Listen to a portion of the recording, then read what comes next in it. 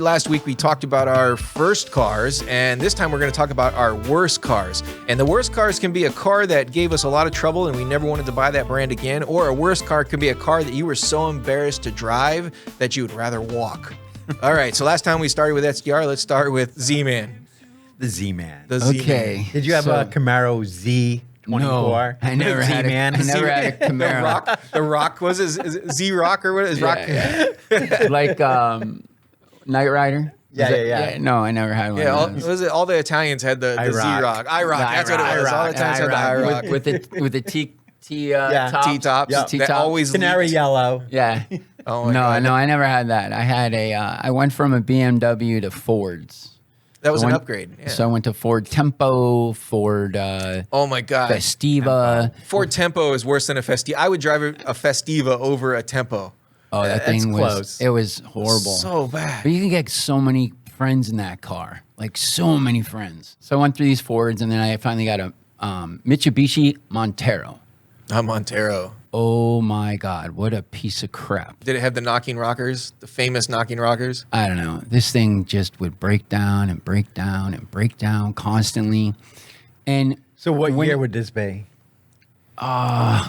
91. Okay, so you had a 91 Montero. Yeah. Was this the square one or was this the one with like the plastic bumpers? No, this was square. Square one? This thing was solid. It was four-wheel drive. I got it because I was driving from Connecticut to Colorado to start college. What did you get, like 10 miles per gallon?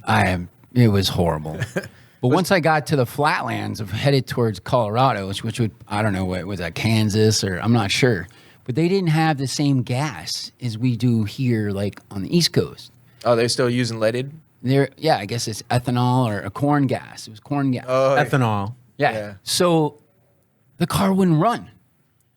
It would literally not run. In the middle of nowhere, that thing broke down, and they brought it into a shop, and they're like, Mitsubishi, what the hell is this piece of shit? A funny little story, when we were driving to college with that piece of crap, I ended up going with a guy who, in high school, used to beat the crap out of me, and then we became kind of friends, and he was a nut. So when we stopped at Motel 8, he took the TV, he took the mirrors. So your friend is why they bolt them down now. Yes. Even the remote is bolted down. Oh yeah, he took everything, and I'm like, "What are you doing?" He's like, "I got to furnish my dorm room," and I'm like, "What the?" So I stopped putting my name on it. I didn't put my name on it anymore. I let him put it, and so The police are looking for this serial of Motel 8 robberies. All they know is there's a brown Montero. No, it was blue. Oh, blue It was Montero. a dark blue, and so we got it. Finally there to Colorado, and then I went to school for a while, and I ended up back east, and I'm in New Jersey coming back from a concert, and the thing died with a whole group of friends of mine. There was no Uber or anything like that, but we were close to an exit. I literally ripped the stereo out of it, took the plates off of it, and left the frickin' keys in the car and walked away. I was done with that fucking piece of shit. Back then they were strip all the cars on the highway, correct? I don't know. They would take them, some tow truck would take it to somewhere, and they would probably just, Well, back in the day, you could like drive down 95 and just see frames of cars. Oh, If yeah. your car broke down on the highway. Oh, yeah. They'll You'd strip it. return to a frame. Well, maybe not even tires, though, because they would take the Right. hubs, Oh, yeah. They would take everything. They'd The take engine, the tires, Oh, yeah. everything. You were literally left with a frame on the side of the road. Oh, I forgot to add, though, I didn't put oil in that car twice. So I blew the engine once. Odd Kid, tell us about your All right, I worst car. have two worst cars. And they're back to back. Okay, so we had moved to a town in Arizona called Dolan Springs, Arizona. It was like population 700, and people never re-registered their cars. So if you bought a car there, it still had the registration from the first person that bought it. It just got passed around. And since no cops were out there, nobody really cared. So literally, like, you would buy a car with tags already, but it expired 12 years ago. It didn't matter. It didn't matter. Nobody cared. And cars changed hands all the time. They would trade them for things and whatever. So today it's, David's pickup truck. And then next week it's Scott's pickup truck, So nobody had any like feeling of like ownership, So I found every time I went home, because we lived 12 miles outside of town. Every time I went home, I would see this car sitting in the desert in the weeds. It was a Delta 88, huge 4-door Delta 88, where the trunk was as big as the hood. What does a Delta 88 Yeah, look let's pull like? that up. Yeah, I don't even know what the heck that is. There we go. That's my baby. All right. Right there. So this is the one I had. One of these long beasts. Almost like a Lincoln Continental. Yeah. Oh my God, it was huge. You could fit like 20 hookers in the trunk. Did it was. Oh man. Sorry, it was from a movie. You remember the movie Used Cars? Yes. Did it have an 8-track? It didn't have anything. It didn't have an interior. So what happened was. Wait a minute. It didn't have an interior? What do you mean it didn't have an interior? Well, the guy had been. He bought the car because he just wanted the engine to put in his pickup truck, but the engine didn't fit. So he left the engine sitting out. It was a 440. It was a big engine. You left it next to the car, sitting there? Next to the car. And then but he covered it up and everything to where the sand wouldn't get in it. But he took good care of it outside the car. But since he never planned to use the car, he would just fill his dog's food bags full of trash and put them in the car. Well, since he was doing that, the rats were going in there to eat the trash. And they ate the seats. They ate the everything. seats and the dashboard. Everything was gone. There was no interior of any kind. There was just springs. Wow. Okay. So he's like, I'll give you the car and the engine if you take the trash too. So I'm not even kidding. To this day, the trash is buried in the backyard of my dad's house. Oh my God. So my dad just dug a hole and threw it on in there. There was so much. So we put the engine back in it and it ran like a top. Beautiful engine. But there were some things missing from the car. Okay. Because the rats ate it? Two, the rats ate it, and also the guy forgot some pieces. Okay. So he didn't give me the shifting linkage because he couldn't find it.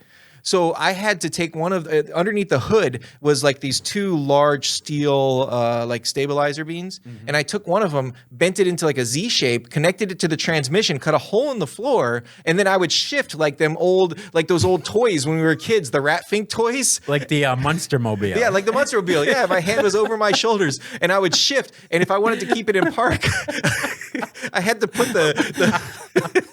I had to put it up against the dashboard and Velcro it to the dashboard to keep it in park. What? This was your worst car, huh? One of them. So since there was no interior and all the seats had been eaten like down to the springs, I took them all out and then I would just ride driving on egg crate. So I had an egg crate for a seat, no seat belts. I had no dashboard and I took the speedometer and I strapped it with duct tape to the steering wheel, the steering column. Oh my God, I wish you had a picture of this you could show everybody. And then maybe we should make this up. Because the car was make us a picture. Because the car was so famous in town, everybody would spray paint on it. So it was graffitied. So it was like a mobile good graffiti wall, you know?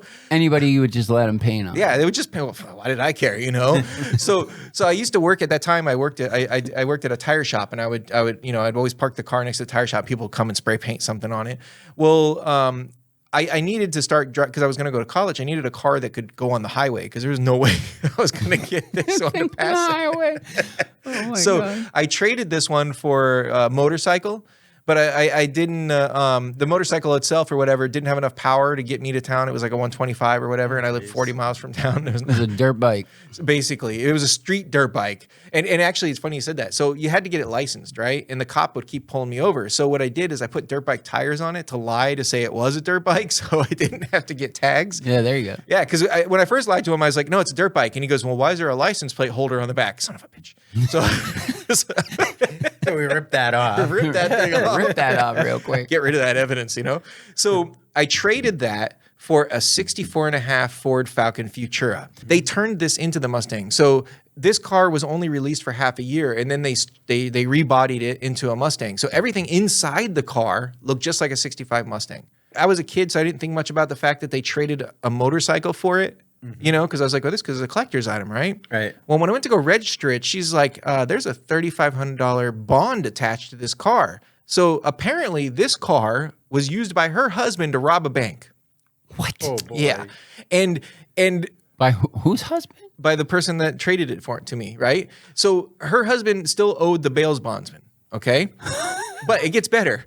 So I couldn't register the car unless I paid that off. Well, I couldn't pay that off, right? So I decided to just kind of like, use the car in the desert like I was using everything else. Well, I started taking the seats out of it, and underneath the seats, remember he robbed a bank? Were silver dollars. They were like all over the place because they had fallen down into the seat When he robbed the bank. when he robbed the bank. Yeah. So nobody knew they were missing. So How much money was in it? not a lot. Maybe there was about, well, you know what? They were probably worth more. I spent them for $1. They were probably worth more than $1. Maybe about 20, 30 of them. Okay. But still, Now what would they be worth? Oh my gosh. yeah, probably a lot more. So, and they were real silver dollars. They weren't like the nickel palladium. They were silver dollars. So yeah, so those were my two worst cars. But how was that a worse car, the Falcon? The Falcon, because I couldn't register it. It had no hood. Okay. And it had a bond It was a from- bank robbery car. That's funny. That's really funny. I'd get it. SDR, let's hear your story, man. What's up with your worst car? All right. My worst car came after the Ford Granada crashed. I don't know how I acquired it, but I got a Chevy Citation. There we go. Only it was the non-hatchback. That one right there. Oh Yeah, my only that one looked much nicer than the one I had. That's What a color was sexy yours? car right there. Like baby blue. Baby blue. There you go. this one? Right there. Is it this yeah, one? Yeah, that one. What was the Only interior? it wasn't two-tone. It was just one-tone. Oh my God! What color interior did it have in there? I think blue. Pretty sure, like baby This was blue. such a horrible. Yeah, this was was. such a horrible car. Here we go. Yeah, there we go. That's what it that's looked your like. car. With the paint chipped and everything. Yeah. Oh, wait, and then one rim was the same and the back one was different. It didn't have a rim. The rim fell off the back one. It's like every car maker was making these turtle cars back then. You know, you had the Pacer and the Pinto and everything. It's Wait, wasn't the Pacer with that round back that used to die the all fishbowl. the time? Yeah. It was a fishbowl. The thing about the Pacer is that you could put big block V8s in them. Or they came with it.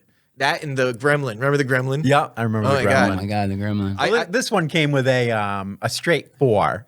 So straightforward. It So wasn't very fast. Not at all. The time that you owned this car was your celibate series. Definitely. Celibate Yeah, I was years. definitely not picking up chicks in that car. That's for sure. There we go. Oh my God! Look at that beautiful dashboard. Yes. Oh, well, look, hey, somebody turned one into a race car. Wow. How the heck did they do I that? did, for some reason, put a sunroof on it. I had the people next door at the glass company It kind of sunroof for you? put a sunroof in it for Put me. money into it. Yeah, You like actually a $200 sunroof. The car is worth $100. You know, honestly, I don't know what happened in the 80s, but it's like every car company was like, you know what? Everybody wants to drive cardboard. You know? Right. They want to drive a cardboard box. They don't want these fancy wings and smooth curves. No, they want to drive a box. Yeah. That's exactly what you bought. A box on wheels. Look at they trying to make it look like it's going fast. They blurred out some trees in the background. The car's not even moving. Exactly. Oh my God. And I think how much did you pay for this thing? I think I paid $1,500 for that as well. Let's see if they even any exist still. Right. You know, like all gone extinct. oh my God. There's still some bid $100, $400. There's still, but they're all. Every one of them is in a 25. junkyard. I saw one for 25. Every one of them's in a junkyard. Yep, of They're course. selling for, ooh, there's a nice wrecked one. So did it ever give you any trouble? I mean, Oh, constantly. It was never any good. And eventually, somebody else T-boned me. oh God. And you were like, So- thank God. They were front wheel drive or rear wheel drive? I can't remember. Front wheel drive. It was my first front wheel drive vehicle. Was it good in the snow? It was probably better than the Granada. Well, there's an upgrade. Right. That was like maybe the only good thing about it. Oh my God! Look yeah. at that! Look at that sexy car! Look at Yeah. that! It's the split bench, right? You know what they call it? The split Yeah. bench. Yeah, it was a split bench. Did that one have a radio or anything? Yeah. So it came with a AM FM. I had upgraded to an FM radio by then. Did it have the mechanical buttons? The mechanical. Definitely. Oh yeah, I remember. And remember the plastic that they used for the doors and everything? They would just turn into dust. You remember? Look at this. See how it's like it's oxidizing into dust. Yep. That's exactly how it was. Oh my God! I don't know what we were thinking in the 80s. Eventually, someone T-boned me again. I had that car for like 2 years. You have a history of being T-boned. Definitely. Is it because And- you don't like the cars? You get them T-boned? Yeah, I just pull keep through a driving li- around town, pull through a hoping light. someone hits me. Just go right through Load up the insurance just before you leave the house. Yeah. go right through a red light at the right time, and then they boom. And, T-bone you. And I just realized you grew up here, right? So Yeah. all these T-bones are happening here. Happening right in West Which LA. intersect? This one happened on the corner of, I would say, High Street and Oak Street. Okay, so down where the store is, where the Cumberland Farms is. Yeah. Oh, okay. Right before the bridge. Right before that bridge. Yeah, the little old bridge. Cumberland. I mean, the first Cumberland Farm Center, the one over here. Yeah, the one on Friendship Street. Yep. Not the one on Granite. Yeah. So, and before that, it had acquired a rod knock. So the car it was not long for this planet. What the heck is a rod knock? Basically, the bearings go bad, and the rod, the piston starts hitting the top of the head because there's barely any space between the piston and the head.